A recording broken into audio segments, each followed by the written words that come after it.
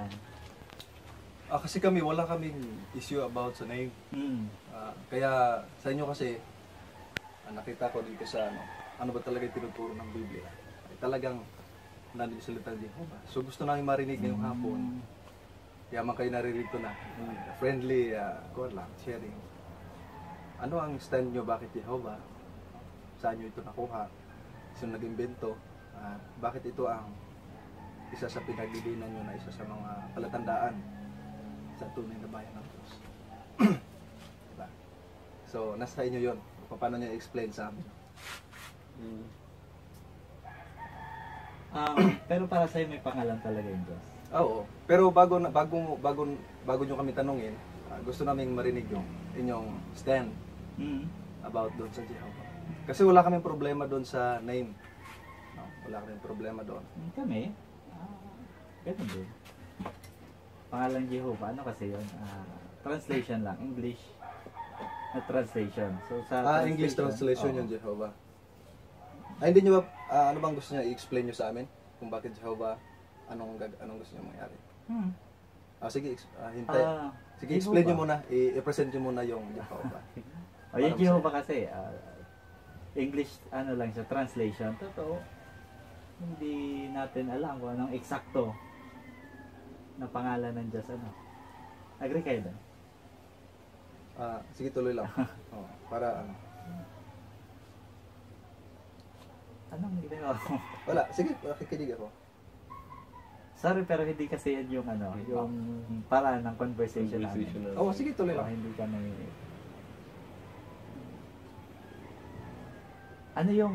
yung agree ka na English translation lang? Kasi sa amin kasi, hindi naman kasi kami ang gumawa ng salitang Jehovah. No? Kaya gusto namin malaman sa inyo, kasi kung kami yung may-ari o kami yung nangahawak ng pangalang Jehovah, so dapat aming papatunayan sa inyo, 80% bakit Jehovah. So yun ang gusto namin marinig sa inyo. Bilang mga saksi, kasi ang pangalan ng church nila, Kingdom Hall, Jehovah's Witnesses. So bakit Jehovah? So pwede ba namin marinig sa inyong side?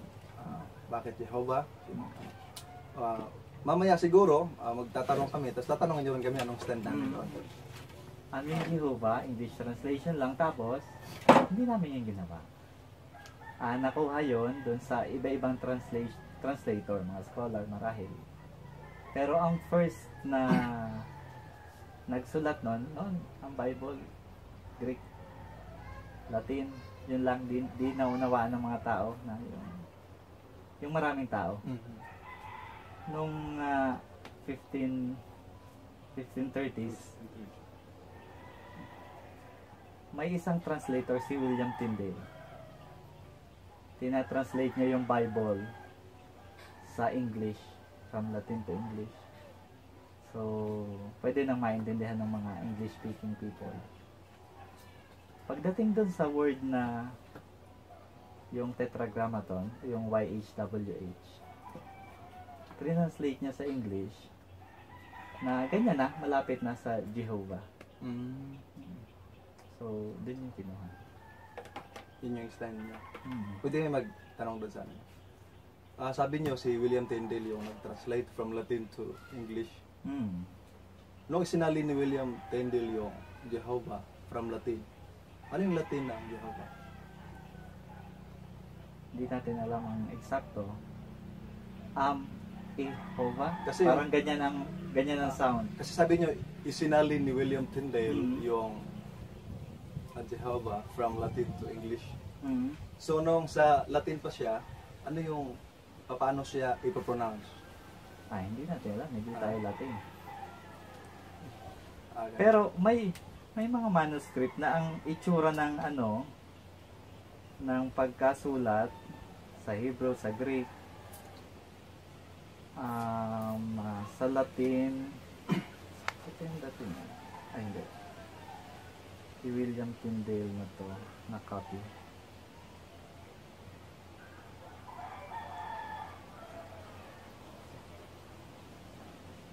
Wala kayong dalang Bible? Yung pangalan ganito. Bible. Meron. Nasa Nasa saan? Ito, Bible na rin. Meron kami yung hard copy. Yan yung tinatawag na Tetragrammaton. Oo, Tetragrammaton. Okay, nung i-translate niya sa English, Anong ganito yung pagka-translate ano yung, niya. ano yung pinakita nyo sa amin? Ayun sa akin yung isa. Ito. Ayan. Ah, Anong lingwahe yun? Patingin daw. Yun ay nasa... Ito ay nasa Hebrew. Hebrew na part ng Dead Sea Scroll sa Psalms. So yan ay Hebrew. Mm-hmm. Nababasa nyo yan? Ay, hindi. Hindi kami Kaya marunong mag-Hebrew. translate na yung ano eh. Opo. So, yung Bible. hindi nyo pala alam kung sino yung, paano isinulat ni Dale yun. Salitang Jehovah from Latin. Yung sulat niya, ito mismo yung translation niya. So, ang itsura niya is... Sa English. Okay, nasaan dyan yung Jehovah, ano niya? So, yan yung sa English from Latin. Okay. Wala kayong Hindi Latin lang dyan? Latin. Wala. Kasi ang Hindi pinakita lang nyo sa Latin akin, yung- Hebrew. Oo, hindi lang Latin kasi yung pinagbasehan niya. Kasi yung binanggit nyo ay si William Tyndale, isinalin niya yung Latin to English. Tama. Pero pinakita nyo sa akin, Hebrew. Hebrew Oo, kayo? oo, kasi Dead Sea Scroll ito. Oo. Pero ibig sabihin wala kayong kumbaga Wala. basis ng Latin. Oo, ang Latin, yun yung ginagamit sa Vatican. Vatican. Hanggang ngayon naman ginagamit doon ng Ibig Latin. sabihin original na manuscript. Hindi.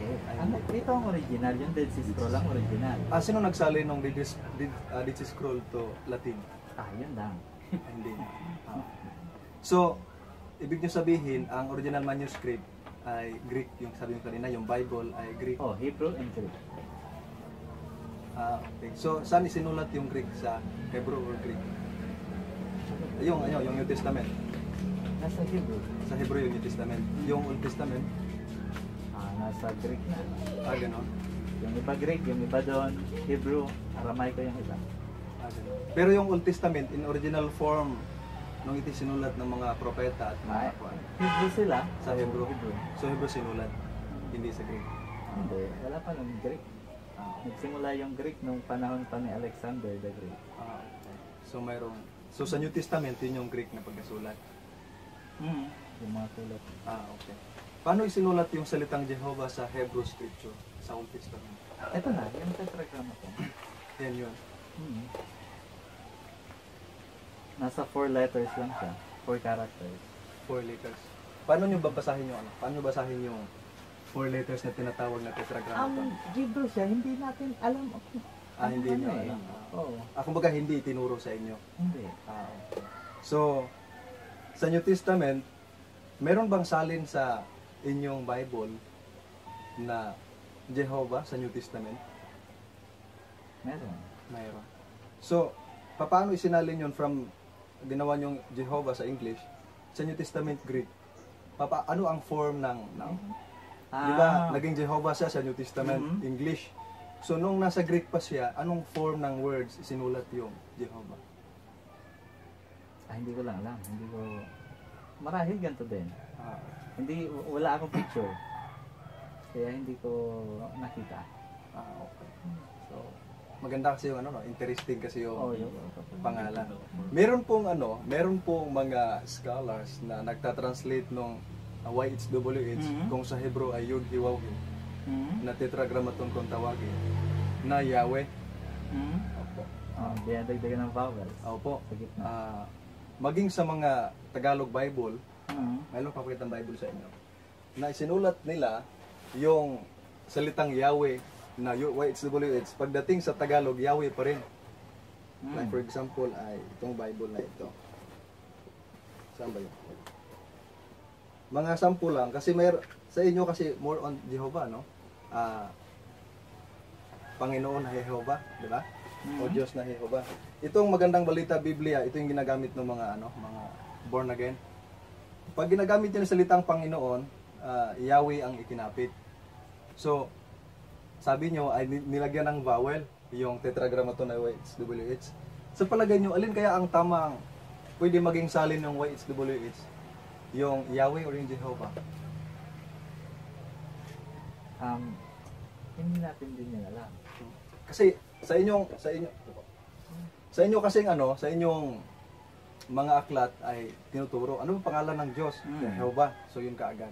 So, kung nung binanggit nyo kanina, imbis na nakalagay doon sa YSWH ni Yahweh, ang sabi mo ay dinagdagan lang yun ng vowel, so naging Yahweh. So, bakit hindi yun ang ginamit nyo imbis na Jehovah o Jehovah? Iba kasi yung pronunciation noon. Ang pronunciation? Oo. Yung Yod, Hey, Vav, Hey. Hindi natin alam kung paano i-pronounce. Kaya nga, ang sabi mo kasi ay ginawang nilagyan ng vowel, yung Yahweh. Kasi nandun yung YHWH, di ba? At nandun yung vowel o yung kanilang letters na tetragrammaton Yod, He, Vav, He. Kung yung titingnan yung Yahweh. Sa lumang tipan yan, kapatid. So, ang tanong ko doon, bakit hindi nyo yung ginamit na Yahweh na mas malapit doon sa tetragrammaton na YHWH kaysa Jehovah? Ba't ginamit nyo Jehovah kaysa Yahweh? Kasi yun yung translation. Translation. Yung hindi yung translation. Hindi ba yung translation? Hindi.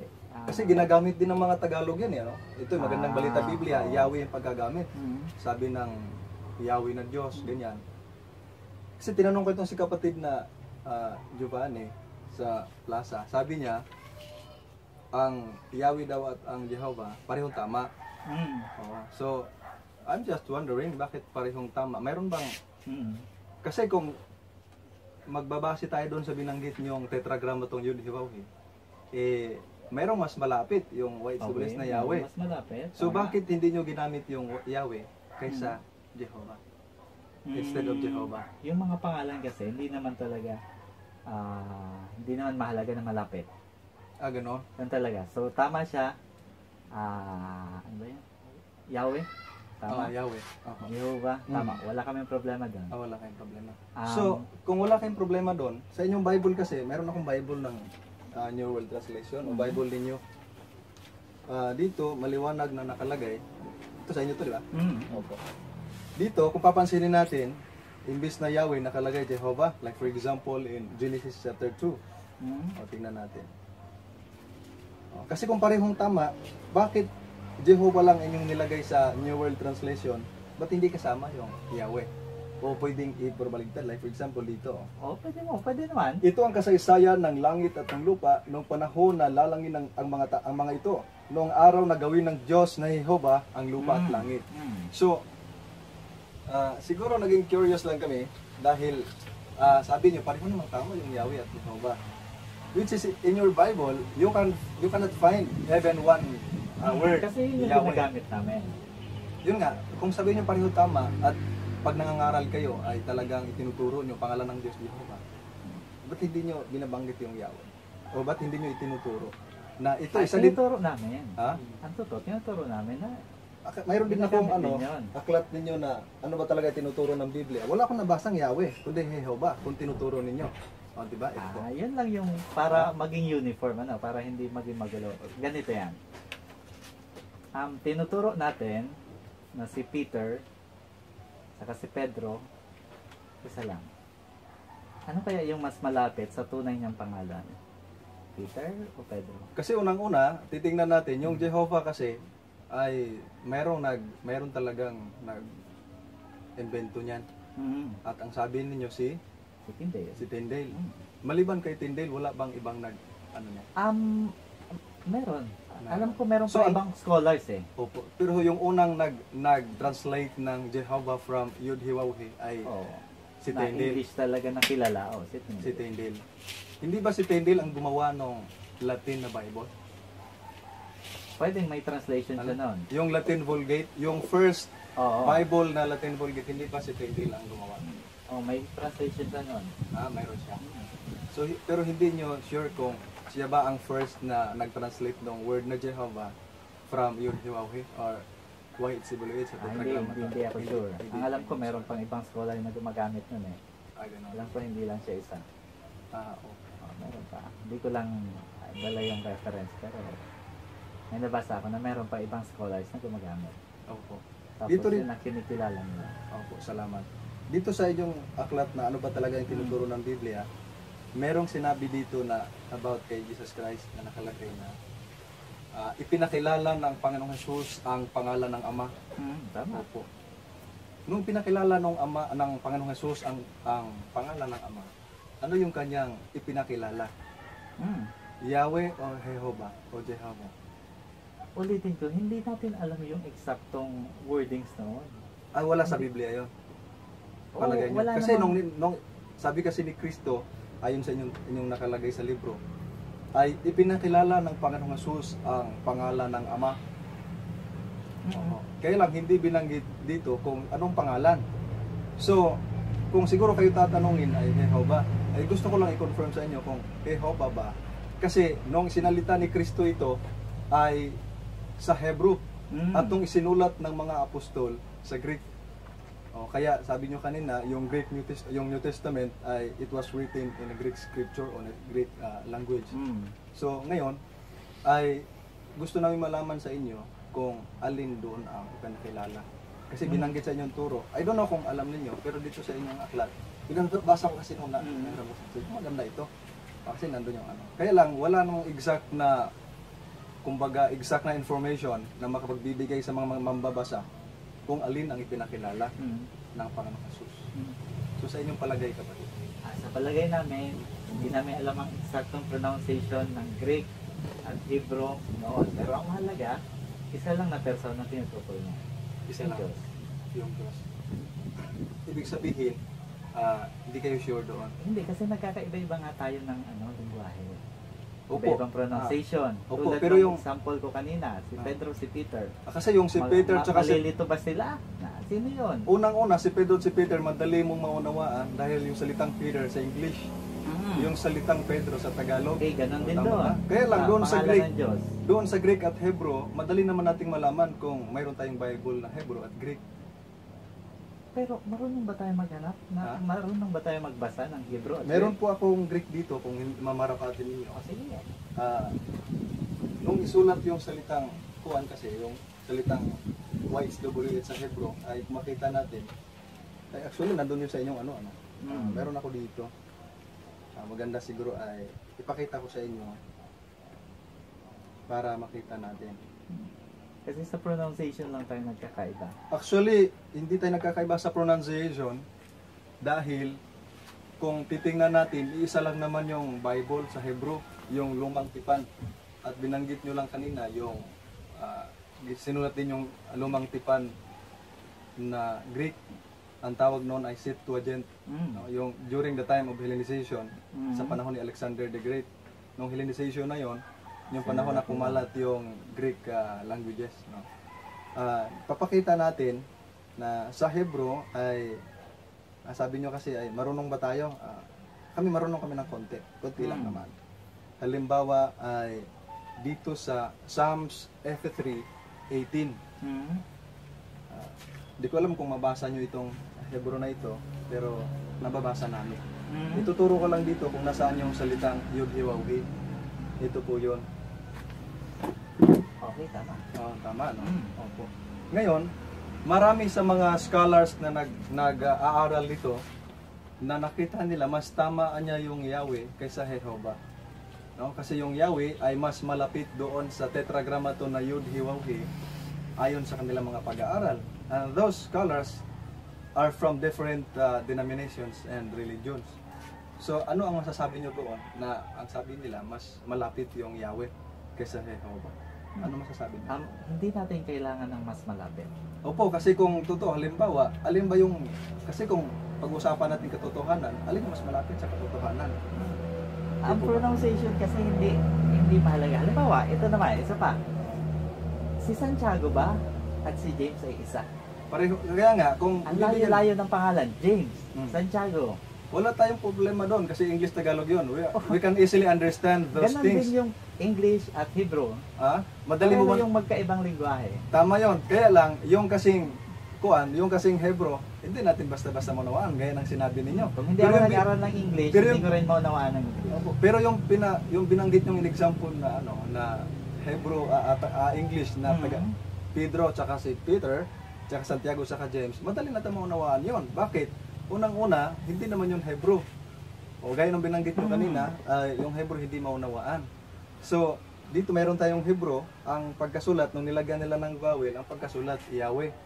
So, ang tanong namin, bakit nga hindi nyo ginamit yung Yahweh kaysa Jehovah? Hindi nga, Ha? hindi nga mahalaga yung pinaka-eksakto. Ang mahalaga, kilala natin yung persona. So, ibig na sabihin, tinutukoy. ah, Kung hindi ako nag-aral ng English, hindi ko rin kayang basahin ng James. so, ganito yun kapatid, ano? Kung hindi kayo masyadong, doon sa, sa Hebrew, kung hindi kayo sure, ibig sabihin, tinatanggap nyo na hindi masyadong tama o hindi tama yung Jehovah. Kasi ang sabi Nagpapakita nyo, ko sa'yo ng list. ah, Ito yung pagkakilala namin sa Diyos. Ito yung iba-ibang translation mm, ng pangalan. Pwede mo i-swipe, pwede mo basahin, iba-ibang translation. Okay, may Yahweh, meron. Merong Jehovah, merong Jehovah sa yan. Iba-ibang nabasa ko eh. Banggi, Bolia, Yahweh, Yahweh pa rin. Ano pa dito? Halos, ganyan. Sa Dutch, Jehovah rin eh. Jehovah. English is Jehovah. French, Jehovah. Okay, iba-iba. yun nga, kasi dito sa atin, mahalaga yung eksakto eh. hindi ba mahalaga yung eksakto? Halimbawa, Hindi. Hindi. Yung alin pangalan ng alin bang Pilipino, mahalaga, yung eksakto o yung hindi eksakto? Ang mahalaga, alam mo kung sino yun. Halimbawa, may pumunta ditong foreigner. Oh. So, ibig sabihin, Japanese, Chinese, Oh. tinawag ka, hindi eksakto. so ibig sabihin, hindi mahalaga sa inyo yung tamang pangalan, ang mahalaga yung person na tinutukoy. Oo. Ayun pala. So kung yun mahalagang tinutukoy, ba't kailangang ituturo yung Jehovah kung hindi naman mahalaga? Ulitin ko, hindi namin yun tinuturo na yun talaga. Pinakita ko sa iyo yung iba-ibang translation. O kasi dito Kahit sa inyong Yahweh, salin, okay yun. kasi inyong salin, talagang Jehovah naman lahat, di ba? Opo. Pangalawa, nung manalangin, kapag mananalangin kayo, paano kayo mananalangin?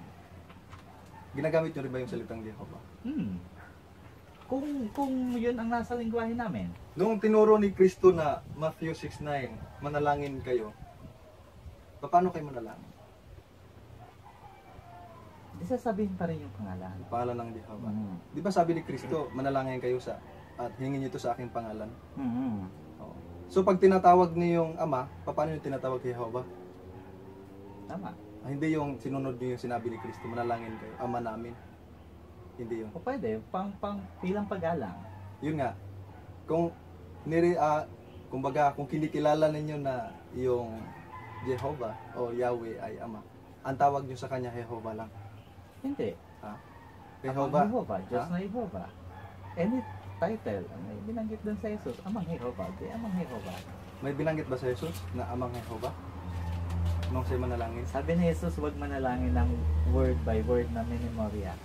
Yun nga, tama naman yun. Kaya lang nung tanong ko, pagka nanalangin, meron bang binanggit si Jesus na bagong tipan na Ama naming Jehovah? Wala. Wala. Sabi niya, Ama namin lang. Wala ang sabi niya. So, yung salitang Jehovah ay isinalin yun galing sa Hebrew, Nung isinalin sa Greek, hindi nyo alam kung anong pagkasulat. Tama, wala akong kopya. Saka, hindi ko naman natatandaan dahil Greek yun, hindi ko rin mabasa. Tingnan ko kung meron dito. Meron dito, Deuteronomy 18:15. Hindi, sa New Testament. Sa New Testament. New Testament. Opo.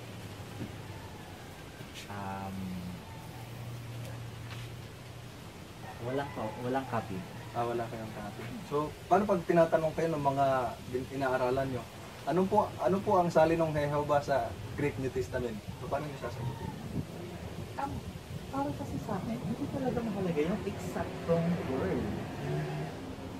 Hindi kasi Madami na akong example. ganito kasi yung kapatid. Hindi mahalaga. Sabi nyo kasi, stand namin. opo, sabi nyo kasi yung salitang Jehovah ay sinalin yun galing sa Hebrew. Diba? Galing sa Hebrew, sa Old Testament. Nung isinalin sa Greek yun, hindi ko naman tinatanong kung eksakto ba yun. Kung isinalin sa Greek, ano yung pagkasalin? Hindi ko rin alam. Hindi nyo alam. So, yun lang naman ang gusto namin malaman, yung mga ganong bagay. Kasi unang-una, ay sa marami namang mga denomination dito, ay kayo lang yung may hawak ng Jehovah. Diba? Kayo lang nagtuturo. Pangalawa, ay meron kayong sariling salin. Diba sarili nyo ito? Official na Bible ng Jehovah's Witnesses. Bakit kayo nagsalin ng sarili? para mas madaling maunawaan. Yung magandang balita Biblia, merong words na parang patula. Ganon. Oo, medyo malalim. So yan, mas simplified yan. Ganon. Yung language palaging nagbabago. Okay, kailangan talagang i-revise. So, ibig sabihin, sa inyong palagay, tama ito kaysa ibang Bible. Hindi. Alin? At least mas maintindihan. So, walang mali rito. Wala. May tatanong ako dito, kasi sabi niya walang mali. Dito sa Juan 14, 1, Juan 1. Juan 1:1. May nakalagay dito, kapatid. Basahin natin. Kung meron kayong Bible, sundan niyo ako. Ang sabi dito, nang pasimula ay ang salita. At ang salita ay kasama ng Diyos. At ang salita ay isang Diyos. Marami akong Bible na nabasa. Dito lang ako nakabasa ng salitang isang Diyos. Sa palagay nyo, bakit kaya nilagyan ng isang Diyos? Para mas madaling mas maunawaan. Ibig sabihin, paano nyo ipaliwanag? No? Napasimula ay ang salita at ang salita ay kasama ng Diyos. So mayroong Diyos na. Tapos pangalawa, may nakalagay din at ang salita ay isang Diyos. So hiwalay na Diyos doon sa isang Diyos na kasi kinakasamahan niya. Yan ang paliwanag niya dito. Ha? Oo, tama. Magkahiwalay sila. So dalawang Diyos kayo dito. Kung magkahiwalay sila ng Diyos. Magkaiba din ang pagkasulat dyan ng Diyos. Ha? Magkaiba din ang pagkasulat dyan ng Diyos Oo. at yung isa pang Diyos. Anong pagkakaiba nila sa small letter at sa capital Okay, letter? tama. Bakit? Meron bang ano doon? Meron bang kahalagahan yung capital at small letter? Meron. Anong kahalagahan? Yung malaking letter tumutukoy sa Diyos. Sa Yung Diyos maliit. lamang. Oh. Yung maliit tumutukoy Sa sa attribute. attribute? Ano yan sa Tagalog? Katangian? Yun ba Okay, tinutukoy nyo? okay. Tumutukoy sa katangian. Oo, na si Jesus ay may pagka-Diyos. May pagka-Diyos. Ibig sabihin, hindi buong buo sa Diyos. May pagka-Diyos lang. Diyos din siya. Diyos. So ilan ang in Diyos in a term na Diyos, yung meaning ng Diyos na makapangyarihan. Yung may kapangyarihan, pero hindi siya yung Diyos na makapangyarihan sa lahat. Ganun. So yung Diyos na makapangyarihan sa lahat sa inyo, yun yung Jehovah. Oo. Yun yung Ama ng Okay. Panginoong Jesus. Oo, isa lang siya. So yun bang capital letter D na sabi nyo, tinutukoy siya sa makapangyarihan Diyos at makapangyarihan sa lahat at kay Jehovah? Hindi ba yun ginamit o ikinapit kay Jesus Christ? Makapangyarihan sa lahat. Hindi, yung salitang letter D na capital. Kasi dito, nasabi mo, yung capital letter D na Diyos dito, it refers to Jehovah, the Father. Tapos yung maliit dito, kay Jesus Christ. Yung tanong ko, mayroon bang teksto sa Biblia na capital letter D na Diyos tumutukoy kay Jesus Christ? Sa inyong palagay. Siyempre depende sa construction ng sentence. Hindi, kasi ang sabi nyo, baka nagkataon na nasa unahan, o di malaking letter yun. Hindi, kasi ang sabi nyo ay yung maliit na letter ginagamit kay Kristo para i-describe yung kanyang pagiging Diyos. Depende sa context eh. Depende sa context. Diyan, ang pinag-uusapan kasi diyan, para maging hiwalay siya, yun ang ginamit na term. Tama. So pagka sulo lang si Jesus Christ ang gamitin, malaking letter. Pwede. Pwede. So mali pala yung mali pala yung Pag nasa unahan. halimbawa, hindi sa unahan nakalagay, hindi sa first word nakalagay, salitang Diyos. Ano ang inyong komento roon? Anong stance nyo doon? Sa tingin ko, posible. Posible. So, mali pala yung inyong proposition na kapag ka malaking letter tumutukoy kay Jehovah. Hindi kasi, o kay ang Sama. pag-unawa kasi sa Bible, hindi naman yung per word lang. Tama naman yun. Kaya lang, dito sa... consider natin yung buong context, kung anong pinag-uusapan. Sige, susundan na lang kita. Meron akong dito, meron akong isa pang babasahin sa inyong Biblia na capital letter D. Opo. Basahin ko ha. Ito nakalagay. Sa Tito Kapitulo 2, versikulo 13, ang sabi ganito, habang hinihintay natin ang maligayang pag-asa at maluwalhating pagkakahayag ng dakilang Diyos at ng tagapagligtas natin, si Kristo Jesus. So makita natin yung dakilang Diyos at tagapagligtas, si Kristo Jesus. Paano nyo i-explain to sa amin? Yan, hindi namin na i-review ko muna. Tulad nung i-review ko. Ayoko magsalita ng padalos-dalos. So, hindi nyo alam yung sagot dito. Kasi ito nakalagay kasi, malaking letter D. Ito, oh. Hindi. Ang nakalagay pa, dakilang Diyos at tagapagligtas. Ngayon, ayaw may kong comma, sagutin. si Jesus Ayaw kong Christ. sagutin dahil hindi ko pa Hindi pa nababasa. basa yung context. Okay. Hindi ko alam yung mga katabi niya. So, gusto mo i-share ko yung context? Kasi kung pag-usapan ng konteksto, ang konteksto nito ay ang Madami pa kasi coming yan. ni Jesus Christ. Ang konteksto nito, hindi yung teksto mismo. The context of this verse ay yun yung soon return of Jesus Christ. So, ibig sabihin, hindi nyo kayang ipaliwanag ito sa amin. Hindi namin memorize lahat. Hindi naman, hindi ko naman sinabi kong memorize nyo. Ibig sabihin, dito lang na talata mismo. Yan, talatang lang yan? Opo. Hindi ko yung mapapaliwanag ngayon. Okay. So, yung Jehovah na inyong kinikilalang Ama, naniniwala ba kayong darating yun? Mayroon ba siya second coming? O darating ba siya para iligtas yung mga tao? Naniniwala kayo? Sino sa palagay nyo darating? Si Sabi Jesus? doon, si Jesus ang Ha? darating. Opo. Binanggit doon sa Opo. nabasa. Opo. So naniniwala kayo na si Jesus Christ ang darating? Hindi yung Jehovah na Ama. Meron akong babasahin sa inyo pang Bible na napakagandang Sandali, pagkasulat. ano ba yan? Tinatanong mo ba ako para hanapan akong mali? Hindi. O ano? Gustong alamin kung sino yung darating sa inyo. Oo. Sabi niyo si Jesus Christ. Pero may binanggit Kung kayo hanapan mo kanina. ako ng mali, Hindi. hindi ako perfect, magkakamali ako. Tama naman yon. Kaya nga hindi naman kita pinipilit kung hindi mo alam, di ba? So, next na lang. Kasi ang sabi mo, pagka malaking Diyos ay tumutukoy sa Ama ng Jehovah na makapangyarihan sa lahat. Meron akong babasahin pa paano may paliwanag ito sa amin na itong Alpha at Omega na sabi ng Diyos na Jehovah ang isa na ngayon at ang nakaraan at ang darating ang makapangyarihan sa lahat. So, hindi ba ito maging kontra sa inyong paniniwala na itong Alpha at Omega rito ay sa Diyos na Jehovah, siya yung darating ang makapangyarihan sa lahat. Hindi ba ito maging conflict na paniniwala nyo ang darating si Jesus Christ pero dito sa Jehovah? O ito'y tumutukoy kay Jesus Christ? Hindi. Paano nyo ipaliwanag? Para kasi yung kay Jehovah eh. Ha? Para yung kay Jehovah. Para kay Jehovah ito? Tinutukoy dyan si Jehovah. So, ang darating sa inyo sa Jehovah, hindi si Jesus Christ?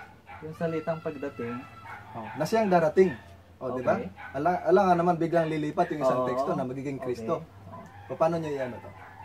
Yung salitang pagdating, Oo. hindi natin, iba yung pwedeng kahulugan yan, lalo na nasa hula yan. Oo, kasi Hindi unang-una, natin alam kung symbolic, Unang-una. or literal na darating dito, na makikita natin. okay. So, meron kasi, sa verse 7, ito ang nakalagay. Narito dumarating siya na nasa mga ulap. Ito, hula din ito. At makikita siya sa bawat mata. Yung binanggit nyo, hindi kayo sure na makikita. Dito nakikita. Pero, ang darating dito ay si Jesus Christ. Unang-una, yung revelation nito si Jesus Christ. So, kayo, hindi kayo sure kung si Jesus Christ itong darating o yung Jehovah sa talatang ito, sa verse 8. Kasi magkasunod lang ito, verse 7, tas verse 8.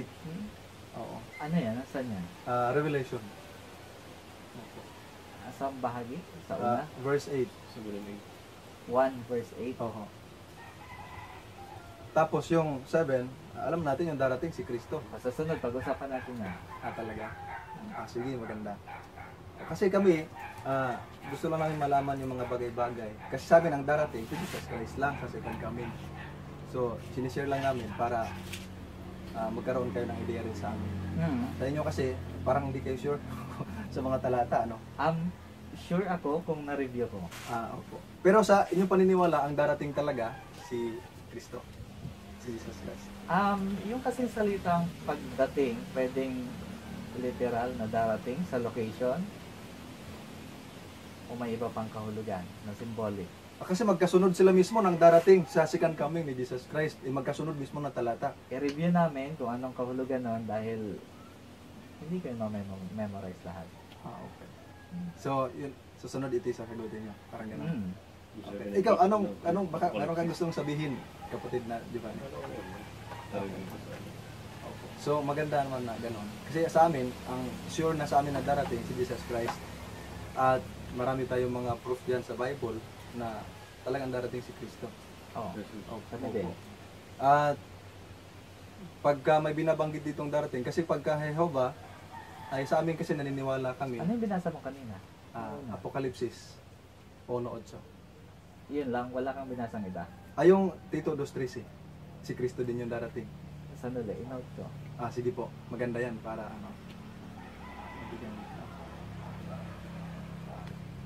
Tito 2:13. 13, Apokalipsis 1:8. 1:8. Okay. Ang topic natin dito, kung ano yung kahulugan, Hindi, ang darating, at sino yon? sino yung darating? Hebrews 8. Opo. Kasi nakalagay diyan, kung titingnan kasi natin ang Revelation, kapatid, lalo na sa chapter 22, ito lang yung dagdag lang ng ideya, kung baka meron din kayong isagot dito. Meron kasi sinabi si Kristo. Dito sabi niya, at narito ako ay dumarating ng madali, maligayang sinumang tumutupad sa mga salita ng hula ng balumbong ito. So marami siyang binabanggit si Kristo. Nagpapakilala pa siya sa verse 16, ako si Jesus. At ang sabi pa nga rito ni John, pumarito ka na, Panginoong Jesus.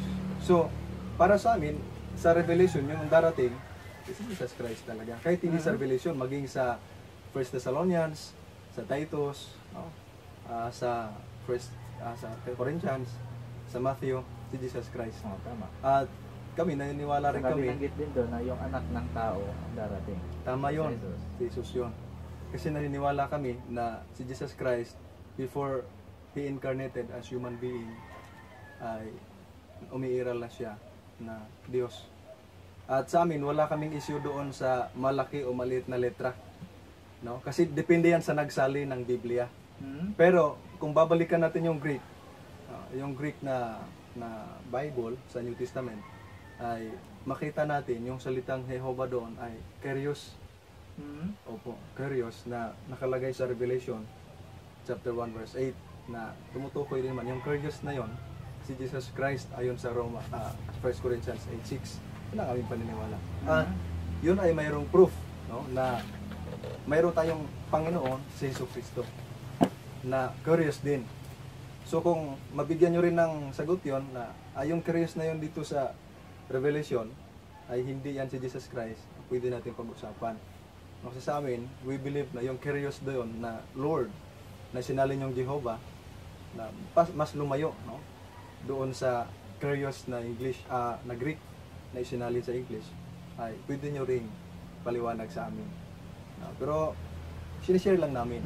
Naniniwala kami na si Jesus Christ ay eternal Son of God. Niwala kami doon. At meron pa akong natanong pala, kapatid, sa inyo dalawa. Sa inyo bang palagay si Jehovah ba ay nagpakita na sa mga kumbaga nakakausap siya, nakikita ng mga sinaunang mananampalataya o mga tao? Madaming record na sabi nakita nila si Jehovah. Pero sabi niya kay Moises, pag nakita siya, wala tayong capacity na makita siya. Opo. Kasi dito sa John, siguro ito ay familiar sa inyo dahil nandito din yung sa inyong aklat. Ay merong nakalagay dito na walang nakakita sa Ama. Kaya wala. Ang conclusion ko doon is wala. Ang nakita ng iba, Abraham, si Moises, hindi si nakita Jehovah. nila representative ni Jehovah. So nakalagay dito, So pwedeng anghel. pwede rin si Kristo. Pwede. So basahin natin Walang taong nakakita sa Diyos kailanman. Ang bugtong na Diyos na nasa dakong dibdib ng Ama ang siyang nagpapaliwanag tungkol sa Kanya.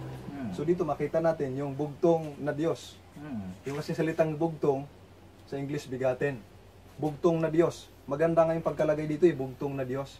Kaya lang yung pagkasali ng mga scholar nyo ay maliit na di. Pero sa Greek kasi na pagkasulat, monogenes theos. Pag sinabing monogenes ay bigatin o bugtong na Diyos. Monogenes theos. Yun ang tamang pagkasulat. Kaya lang sinulat dito ay tama. Kaya lang yung to describe Jesus Christ as parang lesser God than the Father ay lagay lang maliit. So dito, ang sabi dito, walang nakakita sa Diyos. So it refers to Jehovah. Pero kasi kami, naniniwala kami na yung Jehovah sa Old Testament ay Jesus Christ. Bigyan kita ng example. Nung si Abraham ay nagpakita sa kanya ang Diyos na yon si Jehovah. Basahin natin. ulitin ko, hindi, yung tao, hindi niya nakikita yung Diyos. Yung binanggit doon kanina. Ito, yun nga, walang taong nakakita sa Diyos. Kaya. Oh. Okay. So dito, nakikita ni Abraham, nagpakita sa kanya, nakausap pa nga. Okay, tama. Opo. Sabi rito, nang si Abraham ay maging siyam na taong gulang, si Jehovah ay nagpakita kay Abraham at nagsabi sa kanya, ako ang Diyos na makapangyarihan sa lahat. So dito makita natin, yung Diyos na Jehovah nagpakita at nakipag-usap kay Abraham. Ngayon, sabi nyo, posible din si Kristo. Tinanong ko sa'yo, sabi mo, posible din si Kristo. Meron din binanggit si Kristo na nung makausap niya yung mga tao sa kanya pangaral nung sa lupa, sa Juan Kapitulo 8, versikulo 56 hanggang 58, mayroong magandang pagkasabi.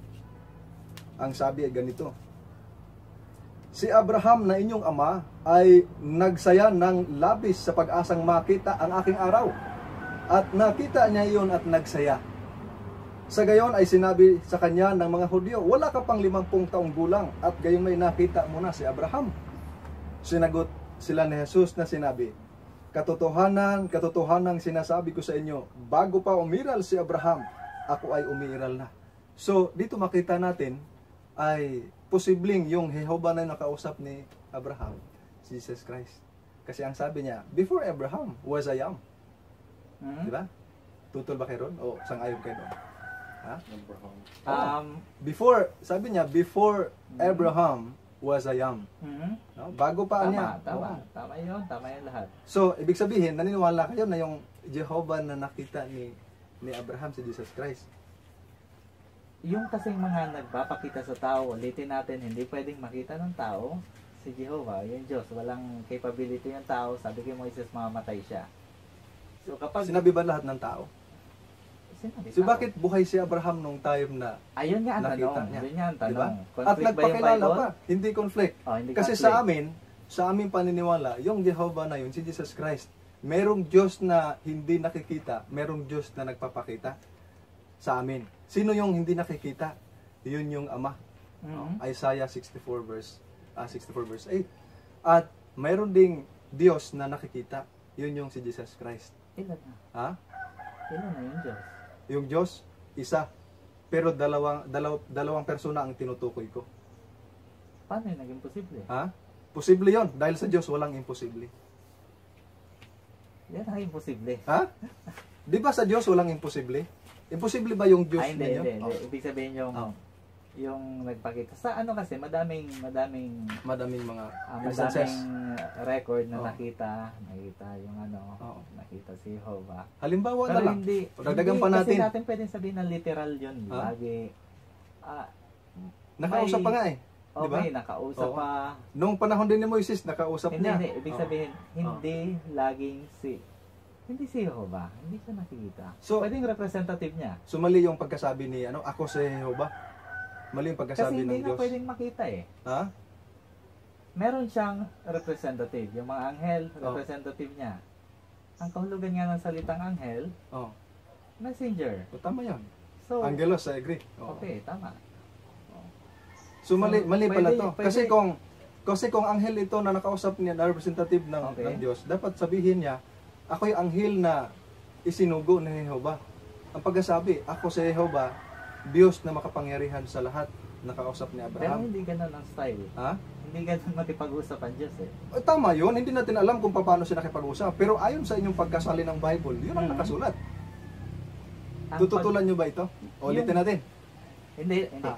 Yung pagkasaling kasi, hindi pwede nating literal na unawain na si Jehovah pala yun. Nagsalita. Ayun ang nakasulat eh. Di ba? Hindi. Kasi magko-conflict naman yun dun sa iba. Sa aming kapatid nga, walang conflict. Kasi naniniwala kami, yung Jehovah dito nakikita, si Jesus Christ. Kasi yun ang sinabi niya sa John, na nakita ni Abraham ang aking kapahayagan. Wala naman kasi tinuturo sa Biblia na ganon. Ha? Yun nga, binasa ko kayo na, di ba? Ulitin natin. Na sabi ni Jesus Christ, nakita ako ni Abraham. Di ba? Hindi, yung sabi mong may Diyos na nagpapakita, may Diyos na hindi nagpapakita. O kasi, unang-una, makita natin, sino ba itong Diyos na nakikita ni Abraham? Kung hindi ito yung Ama, sino? Okay. Ha? Sino sa inyo? Kung hindi yung Ama, sino? Ulitin ko, pwedeng representative ng Diyos. Madaming representative. Kasi kung representative ng Diyos, ba't hindi niya sasabihin, no? Halimbawa, anghel, ano kapatid? Sasabihin niya, ako yung isinugo. Di ba, pag representative, isusugo siya. Parang si Jesus Christ, nagpakilala ba siya dito sa na siya ang Ama? Hindi. Sabi niya, ako yung isinugo ng Ama. So, ganun, pagka-representative, di ba? So, dito kapatid, paano nyo i-reconcile ito na mismong ang nagsabi, si Jehovah. Ang sabi niya, ay akong si Jehovah, sabi niya kay Abraham. No? So, kung representative ito sa inyong palagay, dapat sabihin sana na ako yung anghel na isinugo ni Jehovah. Meron ba kayong proof na gano'n? Mayroon ba kayong, kumbaga, dagdag sa inyong paliwanag na marahil yun ay representative ni Jehovah? Meron ba kayong text na nagpapakita na halimbawa, nagsugo ang Diyos, sabihin niya ako isinugo ni Jehovah, na gaya ng ganitong klaseng sitwasyon o pangyayari? Meron na. Wala akong matandaan sa ngayon. Oo. So, sa sunod siguro baka meron, ano? Opo. Kasi ulitin ko lang, ang sabi niya rito, siya yung nagpakita kay Abraham, ako ang Diyos na makapangyarihan sa lahat. So, dito anong makita text natin, 17:1. Genesis? Opo. Genesis 17:1. Madami na lang pag-uusapan sa sunod. Alin ang Oo. unahin natin? 17:1? Opo. Ano yung assignment? Kuha lang naman yun. At least, sharing lang tayo ng paniniwala. Tayo na may magkakaibigan. Hindi kami nakipagdebate na ng personal, hindi tayo ng public. So sa atin, sharing lang naman. So, kumbaga, sharing of ideas, sharing of truth, no? Kung mayroon sa inyo, kung anong mayroon sa amin. Kasi we are seeking the truth, no? Alam ko kahit kayo ay nasa sakit na, meron pa rin kayong mga katanungan na hindi nasasagot. Diba? Kung halimbawa naman ay nasagot na, pag may mga